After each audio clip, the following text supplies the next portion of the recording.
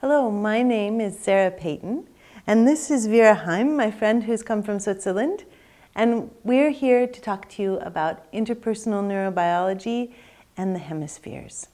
This talk is based largely on Ian McGilchrist's book, The Master and His Emissary, with some other research possibly thrown in. But the most important thing is to know that we have two hemispheres. We have a left hemisphere inside of our brain, and we have a right hemisphere inside of our brain. And they are constructed in very different ways. They grow in very different ways. The left hemisphere grows more like a Mondrian painting with clear lines and columns and distinct areas. And the right hemisphere actually weighs more than the left hemisphere because there's more neural matter in there. It's more like the vines of the Amazon jungle that go every which way, connecting the whole brain, the whole hemisphere. So here we are as humans, all of us, having a hemisphere that does things one way and looks at the world one way, and a hemisphere that does things another way and looks at the world another way. And each of us, Vera, if you'll bring your hands up, we'll make a model of the hemispheres of the brain. So this hand is Vera's left hemisphere, and this hand is Vera's right hemisphere. So in our world, we often have the experience that the left hemisphere has a little bit more of our dominant brain energy than our right hemisphere. And the way that this looks is that we tend to put a priority more on what we're doing rather than putting a priority on being and relationship. So the left hemisphere, when it has dominance and it's not being taken care of by the right hemisphere, sometimes it's almost like the right hemisphere goes away a little bit. And in those cases, we are left with mostly just left hemisphere energy, which means that we might see people more as objects than as relationships. And in fact, if we had enormous electromagnets and we could kind of take out Vera's hemispheres, one of Vera's hemispheres, and we took out the right hemisphere, which holds a sense of the whole of Vera's body belonging to her, if we took out that right hemisphere, the left hemisphere would think that the only part of the body that belonged to her was the right side, because the left hemisphere is cross-wired to kind of mostly pick up this right side of the body. And in fact, we're going to disrupt the brain model for a moment. If we did this, then we would say, Vera, whose arm and shoulder is this left side? And she would say, I don't know. I don't know. The interesting thing is that if we then told Vera that this arm had been disabled by somebody else and put the blame on somebody else, you know, George did this to you. There was a car accident and your arm was disabled. That's your arm. Then the left hemisphere would then be able to say, George did it. That's my arm. George did it. Yeah. And so then Vera's brain would actually be able to notice that this arm belonged to her. So we're living in a world often where if only the right hemisphere were taking the dominant role, then all of us would be walking through the world with more of a sense of being self-connected and self-resourced and self-responsible. But often, as I said, we're here, in which case we're more likely to say, oh, somebody else did that. I didn't do that. That's not my responsibility. That has nothing to do with me, when we're trying to understand big and difficult questions in the world. So that's one of the things that happens with the left and the right hemispheres. The most supportive way for us to live in this world is when we've got a wonderful flow between these two hemispheres, and where the right hemisphere has a little bit more of a capacity to run things than the left hemisphere. In this situation, the left hemisphere is the servant to the right hemisphere. So the left hemisphere is our engine of doing. It's like the little engine that could. It's fueled by dopamine, and it just loves to go and go and go. And it's really nice if in its going and going and going, we're wired into our heart. If we're wired into our deeper morality and integrity.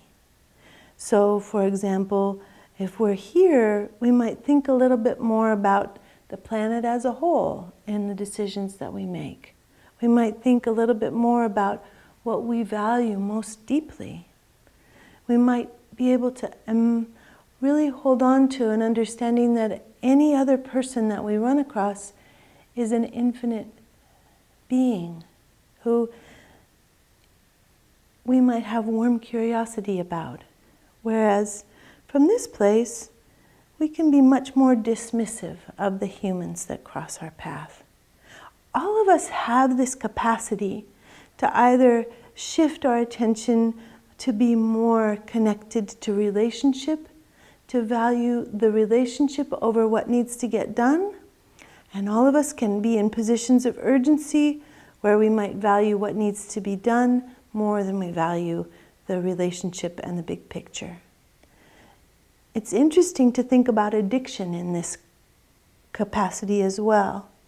When we think about addiction, one of the things that a brain does is it makes decisions based on short-term well-being. It doesn't remember the hangover, it only remembers the moments of well-being from drinking a couple of drinks with our friends. The part of the brain that can remember what's happened to us is the right hemisphere. That's the part where the most of our autobiographical memory lives. So the short-term strategies of addiction then represent a brain where there's not very much information coming from the right hemisphere.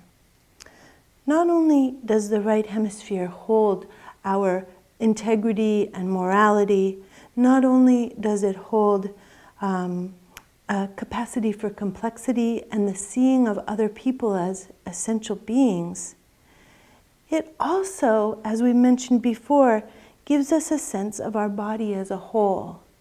So the right hemisphere is the one that holds a sense of our emotional movement through the world.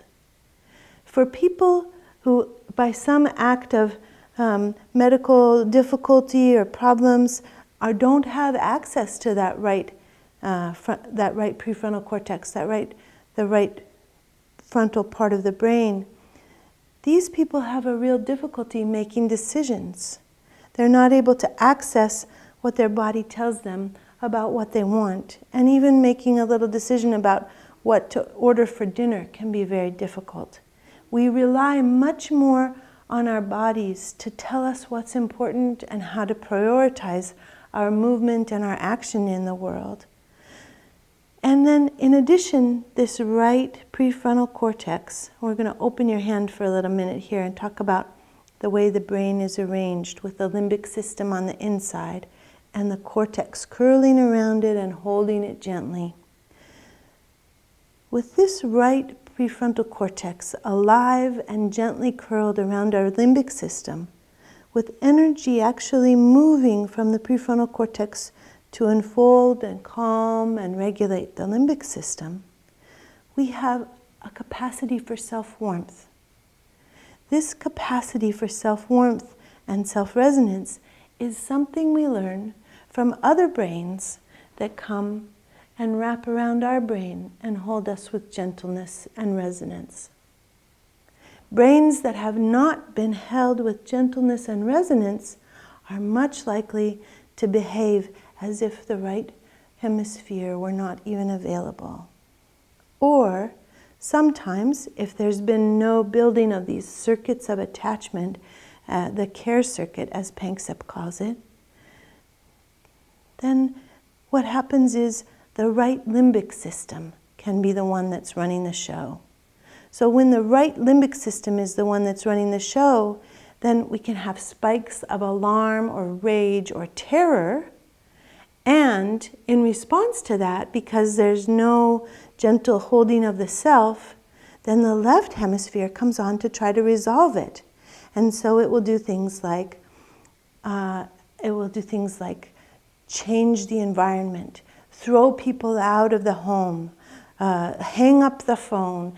It's in some way this left hemisphere is trying so hard to take care of us that it'll make short-sighted decisions that end up destroying the relationships that we're in. Whereas if we actually had this right prefrontal cortex on board, gently holding and nourishing the fibers of compassion turned inward to the self, then we would live a life that was much more calm. Children that grow up this way actually end up having less cortisol flowing in moments of stress. It's like if they get into a moment of stress, then they even just think about their parent, their warm parent, and their brain comes back online, and they don't have the stress that they would otherwise have.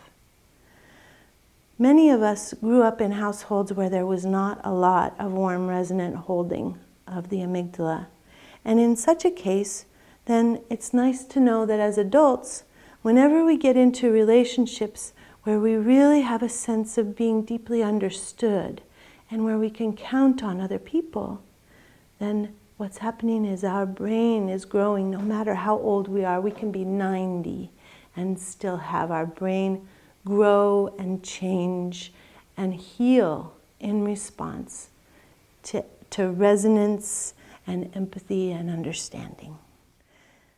So let's look more closely at the brain in the palm of the hand, as Daniel Siegel calls it, this wonderful brain model that we have that runs from our elbow up to the end of our fingers.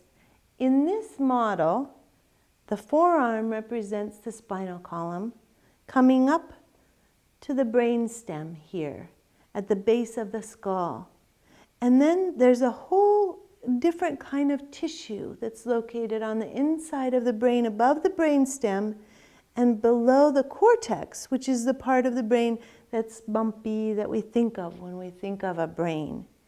We don't often think about the fact that there's a different kind of tissue inside the cortex that's called the limbic system.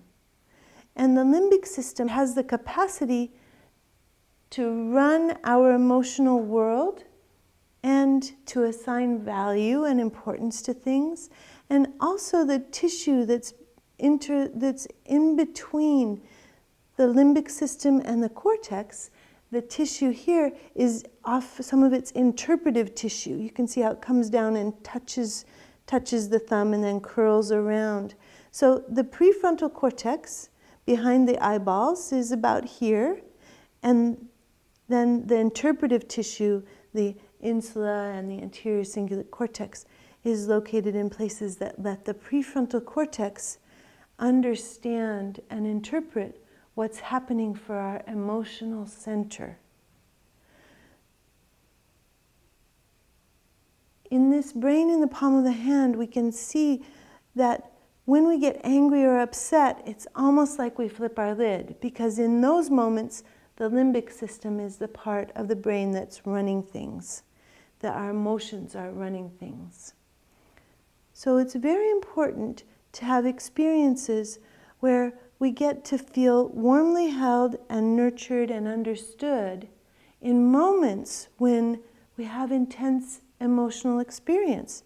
If we end up having experiences where somebody else is holding us with care, we actually start to build the neural pathways of what Panksepp calls the care circuit, which run from the prefrontal cortex to wrap around into the amygdala and the limbic system and move down into the brain stem and travel into the rest of the body to regulate the body and to give us a life that's a little easier than it may be if our lives are being run by this engine of emotion and passion.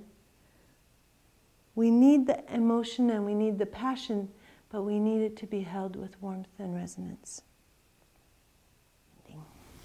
I think that's everything for today. Thank you, Vera. Thank you, Sarah.